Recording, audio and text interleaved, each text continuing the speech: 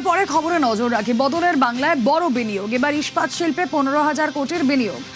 বাঁকুড়ার মেজিয়ায় শ্যাম স্টিলের নতুন কারখানা, ইস্পাত শিল্পে আরো বিনিয়োগ করছে শ্যাম স্টিল। রাজ্যে 15,000 কোটি টাকার বিনিয়োগ। শ্যাম স্টিলের বিনিয়োগে কর্মসংস্থান বাড়বে।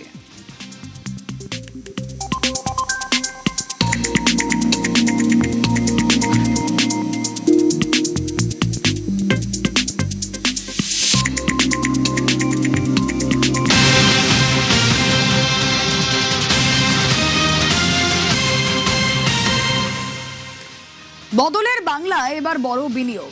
নবান্নে মুখ্যমন্ত্রীর সঙ্গে বৈঠক লাক্সের চেয়ারম্যানের।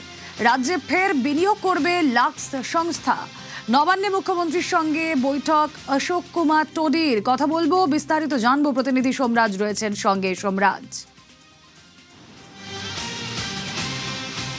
দেখো, কিছুক্ষণ আগেই নবান্নে মুখ্যমন্ত্রী শুভেন্দু অধিকারীর সঙ্গে বৈঠক করতে এসছেন লাক্সের চেয়ারম্যান অশোক কুমার টোডি। তিনি ইতিমধ্যেই নবান্নে মুখ্যমন্ত্রী শুভেন্দু অধিকারীর সঙ্গে বৈঠক করছেন বলেই সূত্র মারফত জানা যাচ্ছে।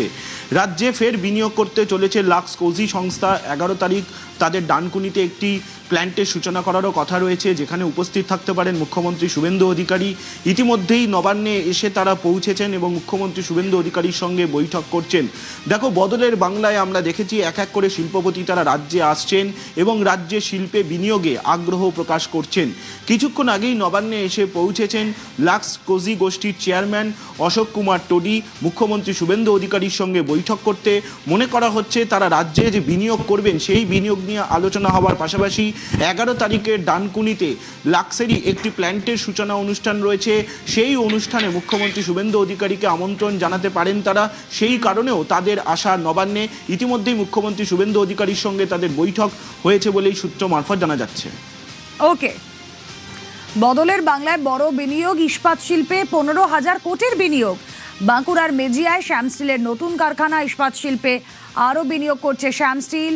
রাজ্যে 15,000 কোটি টাকার বিনিয়োগ। শ্যাম স্টিলের বিনিয়োগে বাড়বে কর্মসংস্থান। হুঁশিয়ারি শিল্পেও বিনিয়োগ। রাজ্যে আরও বিনিয়োগ লাক্স কোজির। ডানকুনিতে লাক্স কোজির নতুন ইউনিট। 11 জুলাই লাক্স কোজির ইউনিটের সম্প্রসারণ।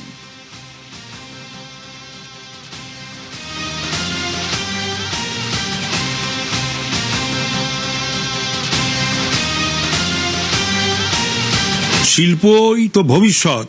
শিল্প না থাকলে কর্মসংস্থান নেই, চাকরি নেই। কি করে গেছে বিগত সরকার শিল্প নিয়ে, তো ভাবলে তো শিউরে উঠতে হয়। শুধু ডান্ডিয়া নৃত্য করে কি আর পশ্চিমবাংলার সমস্যা, কর্মসংস্থান, মেধাবী ছাত্রছাত্রী, তারপরে যারা কারিগরি শিক্ষায় শিক্ষিত, তাদের সমস্ত কর্মসংস্থান হবে কোথায়? শিল্প গড়ার জন্য বা এক্সপানশনের জন্য শিল্পপতিরা খুবই এক্সাইটেড। এর পরের যে মিটিংটা বাণিজ্য মন্ত্রীকে অনুরোধ করেছি, পরেরটা বিহারে হবে, তারপরেরটাই কলকাতা বা পশ্চিমবাংলায় হবে। লাক্স কোজি তার এক্সপানশন করছে ডানকুনিতে। শ্যাম স্টিল মেজিয়া বাঁকুড়ায় তার একটা প্ল্যান্ট, দুটোতেই মুখ্যমন্ত্রী শিলান্যাস করতে যাচ্ছেন।